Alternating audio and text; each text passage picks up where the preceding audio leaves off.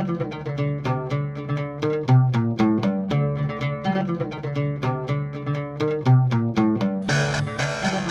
welcome to the Sci-Fi Christian. I am Ben DeBono, here with our third out of an eventual four entries in the Why Would You Watch That series, in which I am examining three films with objectionable content in large amounts and showing that, contrary to what Christians would typically say, and others for a variety of reasons, these films should not be disqualified from viewing because of their objectionable content, but actually have a great deal to say to us, not in spite of that content, but because of it.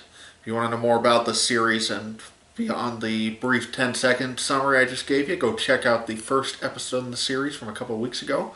Last week we did A Clockwork Orange. Next week we're going to be doing The Exorcist, and today we're talking about the middle film in the three that I'm discussing, which is probably the least well known, certainly the most recent, and I have to confess is the only one that doesn't at least have some kind of sci-fi tie-in. I chose it just because I think it fits the topic well, not necessarily because it fits the sci-fi or fantasy part of what we do here in the Sci-Fi Christian. I'm talking about Steve McQueen's Shame. Now, Steve McQueen is a relatively recent director. He did a film called Hunger, which I haven't seen but would like to. That was kind of his directorial debut. Then he did Shame, I believe, in 2011.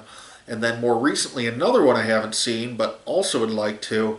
The Oscar-nominated, if not winning film, 12 Years a Slave. I can't remember. That might have won Best Picture a couple of years back. I know it was at least nominated for a bunch of things. Anyway, hugely talented director. At least I'm basing that off of his success with awards and critics in the other two movies, and then my own experience of watching Shame. And has made, at least in this case, a very, very powerful film. Now, just a brief disclaimer before we get started.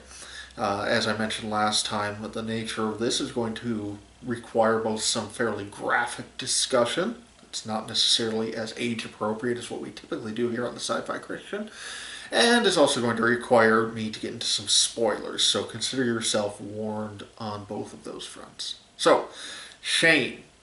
You know, it's going to be an interesting movie when the critics describe it as both puritanical and pornographic, right? You know, if both those terms, which you would think would probably be opposites, if anything, are being used to describe the exact same movie, you can probably bet that that movie is going to at least do something interesting. The story of Shame, if you're not familiar with it, it revolves around Michael Fassbender's character, and he plays a sex addict. And we see him kind of in the first opening 10 minutes of the film, which are essentially a very powerful montage. We see him go through the motions of his life as he masturbates, as he engages in the services of prostitutes, as he looks at internet pornography, as he does all the things you would expect a sex addict to do. And in the background, the film's score, which is incredibly haunting, is playing, and Michael Fassbender, without saying hardly a word in these opening 10 minutes, communicates to us everything we need to know about our main character, Brandon, that he is somebody who is caught in this lifestyle and that it is utterly draining him of life. The 10 minutes that I'm talking about that open the film almost could function as their own short film. They really, in some ways, communicate all of Brandon's story to us. That this is a man who is hollow, who indulges constantly in sexual activity of all sorts of varieties, but yet ultimately derives no real pleasure from it beyond the immediate physical sensation of what he's doing. And far from that, it almost becomes a masochistic experience for him as he engages in these activities, where you get the sense in these opening 10 minutes that every time he goes down this road, he increasingly cuts himself off from human connection and continues to hollow himself out on the inside. The remainder of the film serves to reinforce that message as it becomes an absolutely fascinating character study of Brandon. As we see him unable to connect with relationships, with his family, with his, well, he doesn't have many friends. His one supposed friend, who is his boss at work, who he tries to put on this phony mask with, but yet we in the audience see right through it. Uh, because Michael Fassbender's performance and the things we know about him from the rest of the story make it so clear just how hollow this guy is inside. We see him try and engage in romantic love, not of a pornographic or sexual sort, but simply in a real relationship with a woman. In one of the movie's most heartbreaking sequences, we see him take his new girlfriend to a hotel and attempt to have sex with her and is unable to perform. And the horrible paradox that comes crashing home at that moment for Brandon is that here's a man who can only have a sexual experience when it is in that masochistic mode. When there's any real human connection, he finds himself absolutely unable to follow through on anything. And it's absolutely a gut-wrenching experience to watch him go through this in the film. Now, I won't necessarily give away everything as far as where his story winds up, in fact, except to say that, it is fairly ambiguous the way the movie presents a lot of this stuff. But you kind of get the sense, even from what I'm saying, if you haven't seen the movie, that this is a pretty graphic movie, right? It was given an NC-17 rating, which the director, to his credit, in my opinion, did not appeal, but accepted and allowed the film to be released with. Typically, studios are terrified of that happening. But Steve McQueen, and to the studio's credit, whoever was in charge of that decision, allowed the film to go forward with that rating, which is part of its brilliance, that the film doesn't shy away. It doesn't allow us to look away from the horror of what Brandon is experiencing. If you've ever seen Darren Aronofsky's Requiem for a Dream, this is a film that feels very, very similar to that one in terms of you're watching people do something ostensibly for pleasure, but yet the more they engage in that activity, the less and less pleasurable it becomes, and the higher and higher the personal cost is. Now, let me go back to what the reviews were saying about it, because that really gets to the rub of what we're talking about in this series. Why would you watch that? As I've said before, the reviews for this movie, and multiple reviewers have used these descriptors, have described it as pornographic and puritanical. Now, I happen to think it's not either one of those, but let's talk about where those reactions are coming from. First, the pornographic one. This is a movie that features nudity, it features sexuality. In some ways, less than you would expect, given the material of it. I think that a lot of times, even as something is going on screen or whatever, the camera, well, there's certainly a certain amount of graphic material being shown, the camera wants us to focus in on Brandon's reaction.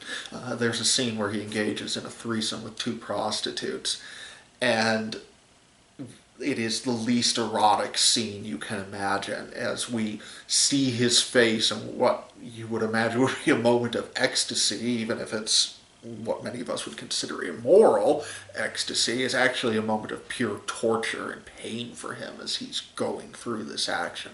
And so that's kind of the graphic nature of the film. And you can understand how people who are not thinking deeply about this material see all of this graphic stuff happening on screen and instantly would lash out and label the film as pornographic.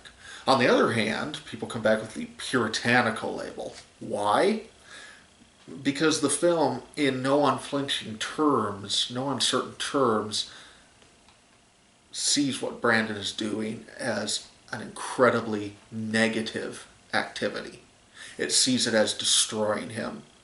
He sees him as somebody who has perhaps passed the point of no return, as somebody who, even in moments of desperation, as we see him clean out his closet and throw away tapes and magazines and all this junk that he has, and it's this desperate moment to try and rid himself of this addiction, but he can't get past it.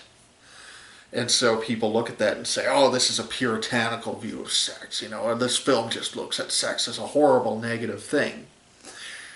The reality is that what the film is doing is far more complex than either pornography or a puritanical, one-sided, ultra-negative view of sex, right? What this film is trying to do is get us to realize that we live in a world that has an unprecedented level of access to sexuality, to sexual materials. It's yes, branding goes well beyond what most people do, of course, but I mean, pornography is rampant in our culture, and not only rampant, but it's in our homes. I mean, every single one of us who has internet access essentially has a porn store right in your home. Not even a store, you get enormous amounts for free, right? To pull out the comparison a little bit more to Requiem for a Dream, or to drugs in general even, it's roughly the equivalent of if there was a crack dealer in every home in America. It's dealing with this stuff. Our world which has always dealt with sexual issues and sexual morality for a long time, now has to deal with these things in a new and unprecedented way. And I think as a culture, as a people, and yes, as Christians, we're still figuring out how this all works. I mean, the internet's been mainstream for about 20-ish years now, and that's nothing in the grand scheme of things. It's certainly nothing in the grand scheme of the history of sexuality or the history of psychological development. And so we've introduced, or not so much introduced, but ramped up this huge portion of the human experience, brought it into the home, and we are dishonest with ourselves if we don't think that has impacted us and impacted our culture. And that's the first thing I think this film wants us to take seriously, is to realize that Brandon isn't just an abstracted or theoretical character. He's you and me. He's everybody who's ever dealt with this stuff in one way or another. He's your coworker. He's your friend. He's the person at church. I know there's debate about whether or not sexual addiction should actually be categorized as a psychological disorder. But regardless of whether or not that's the case, the reality is that there's a lot of people out there who are living experiences like Brandon's. Perhaps not to that extreme, as is depicted in the movie, but that this is a real thing. And this is part of why I think this film matters so much, and why I think, almost more than either of the other two that we're going to talk about in this series, so there's certainly classics that deserve a great deal of time and attention. Shame is perhaps the most relevant of these three movies we're going to be talking about, because of how personal it is, because of how important this issue is to our culture. And yes, it's a difficult film to watch, and yes, it's a graphic film, and yes, might make us feel uncomfortable watching it. It probably should make us feel uncomfortable watching it. But I think that this is a film that forces you to deal with this issue head on. I talked a little bit last time when we were talking about A Clockwork Orange, how part of the reason why the graphic content in that film is so necessary, in my opinion, and in Stanley Kubrick's opinion, if you remember we read a quote from one of his interviews, is that it brings it out of this kind of abstracted form where it's simply knowledge-based and gives you an emotional connection to the horror of what the story is trying to tell you. And I think the same thing is going on in Shame. I mean, we could sit here and we could have a conversation involving statistics and facts and anecdotes about sexual addiction and the impact of pornography on families and on culture and all of this stuff. But the reality is that seeing it in the form of film through an artistic depiction that is unflinching in its portrayal cuts us deeper and gets us connected to what the issue is in a way that those other conversations, for as important as they are, simply don't. And I think that especially talking more to the Christian component of this whole discussion, I imagine that there are very few Christians who are crazy about a film like this that includes graphic sexuality and nudity and all that good stuff. But I think that it's a mistake for us to shy away from a film like this. In fact, I think that if used correctly, a film like Shame can be a vital component of teaching why Christian morality is relevant today, including when it comes to sexual issues. Much like this film is accused of being puritanical, so are Christians a lot of times when they attempt to challenge any aspects of society's no-holds-barred approach to sexuality, right? I mean, we're not even talking about, you know, things like don't have sex outside of marriage or don't cohabitate or stuff like that. We're just talking about any pushback in our do what you want. If it feels good, go for it. There's nothing wrong with porn. You know, all that stuff that society likes to say and Christianity combats. And this is a film that shows that no, Christian morality isn't just based on this kind of no fun policy. Christian morality is attempting to keep us from diving off the cliff.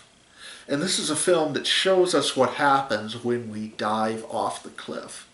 So I would challenge Christians who, rather than being afraid of a film that's rated NC-17 for very good reasons, that is extraordinarily graphic, rather than being afraid of a film like this, we need to embrace it. We need to wrestle with it. We need to see that what this film is saying is a very important message and one that complements what a lot of Christians are trying to say. And even if you're not a Christian, which I don't know what the faith is of the people who are making this film, so I certainly don't want to imply that they're trying to say something or trying to say more than they actually do.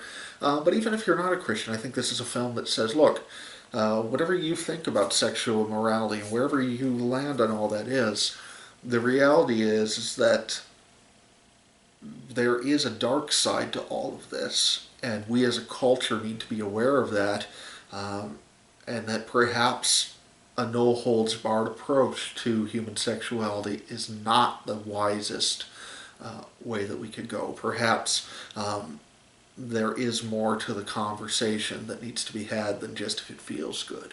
Do it. So, Shame, extraordinarily powerful film. If you haven't seen it, and it's, like I said, probably the least viewed of these three we're talking about, I would strongly encourage you to do so.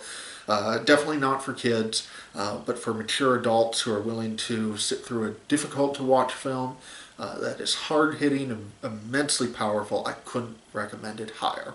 All right, so that's it for Shame. Next week, The Exorcist. I say next week. If you're watching this immediately after this goes up, you know that next week is Christmas week, so I may or may not get to The Exorcist. It might be 2 weeks from now. We'll just see what happens. But anyway, in the next week or two, The Exorcist, and that will wrap up this little mini-series for us. So for now, I'm Ben Bono, and this is Sci-Fi Christian.